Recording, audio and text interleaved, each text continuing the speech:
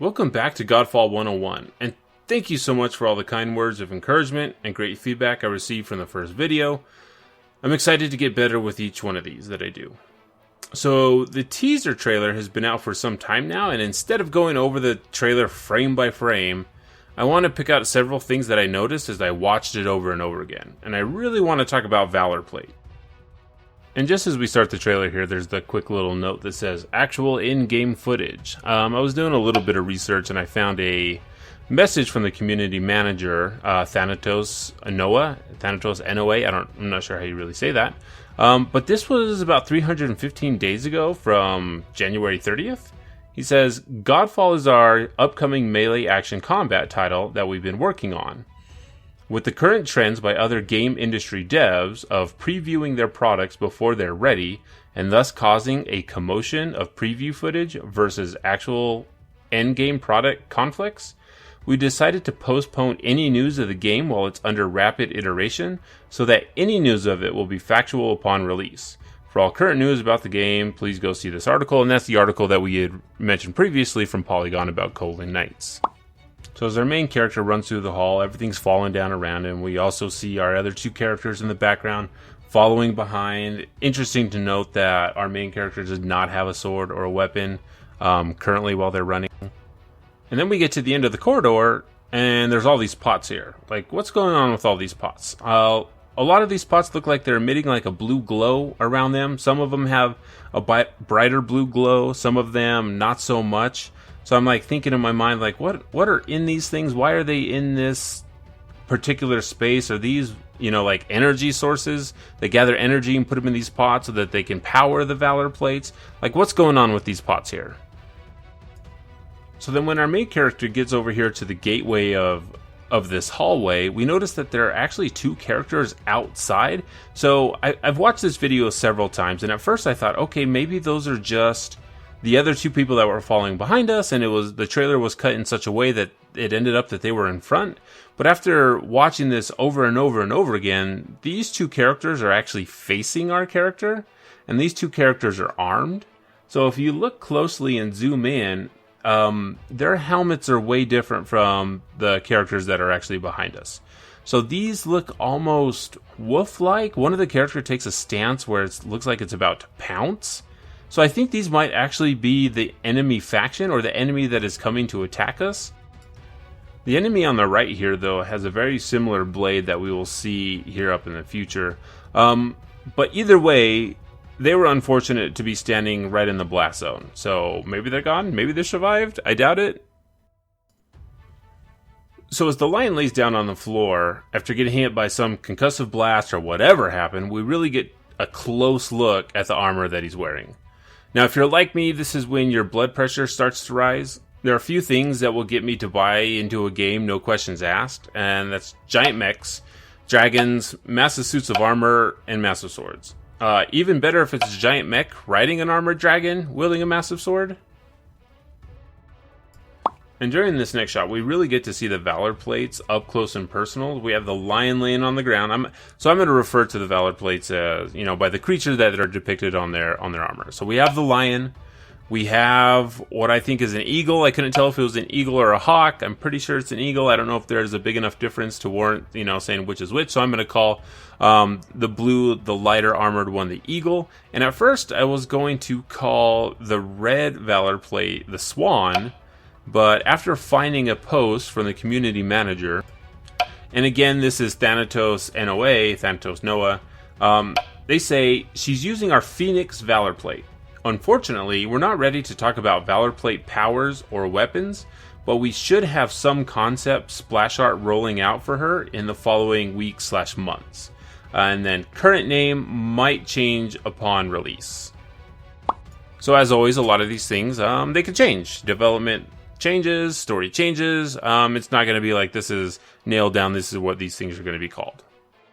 So as we pan out, we get to see the Phoenix, another knight with a large twin blade sword that contains what looks like the Godfall logo, the symbols that we've seen on the splash art for the game. I'm sure they're significant in some way. We'll learn about them more in the future. So now I really want to talk about the Valorplate, and in order to do that, we actually have a bunch of quotes that we can read from Keith Lee, the CEO of Counterplay Games, and this was given in an interview. So Keith Lee gives a quote, and I'm going to break these down a little bit, but he says, "The trailer sets the context at the beginning of the game when you're about to select your initial playable character. As an avatar, you play as one of the last remnants of an exalted Knight's Order intent on stopping the apocalypse." Today we are canceling the apocalypse! Okay, calm down. "And preserving the last vestiges of the world. You will be able to play all 3 of the heroes you see by acquiring and donning their armor sets, known as Valorplates. Besides these 3, you will uncover and equip additional ancient Valorplates, lost in time in your journey, each with their own characteristics and historical lineage." So now as Keith talks about initial playable character, I don't know if he's referring to that, hey, this is going to be the first one that you pick and you're going to want to do more, or if they're hinting at the idea that there's going to be a lot of replayability, that you're going to be creating multiple characters in order to accomplish other things. I'm not sure. And then Keith mentions, he says, as an avatar. And this could just be that, hey, you're an avatar in a video game, you're representing something. I tend to look way too deep into other things. So, if you look at the avatar as a noun, it's a manifestation of a deity or released soul in bodily form on Earth. So, it looks like as you look at the Valor plates, it's hard to see inside the helmets to see if there's actually like a person inside of these things. So, is it possible that you're just inhabiting this Valor plate, that there's not actually a person in there, but you're just like a soul, or you're some sort of manifestation inside of these things? I'm not sure. This is all just pure, speculation at this point. I just thought it was interesting that they opened with as an avatar. And Keith mentions the last remnants of an exalted Knight's Order intent on stopping the apocalypse. Today we are canceling the apocalypse! And preserving the last vestiges of their world. Seems that the world has been in battle for a while, and it's our job to kind of defend it. Can we make the comparison to like Guardians in Destiny? They're defending the last tower, the last area where humans actually exist. We can even talk about Anthem, where the world is out to kill you, and all of humanity is kind of gathered in this one spot, and only special people can go out and defend the city. It sounds very similar. This isn't like a new thing in video games. This is kind of like a fantasy trope. So Keith mentions being able to acquire and don these different armor sets, right? And these things look like end-game Valor plate sets. These sets aren't something you pick up at level 1 and then you go through and upgrade from here.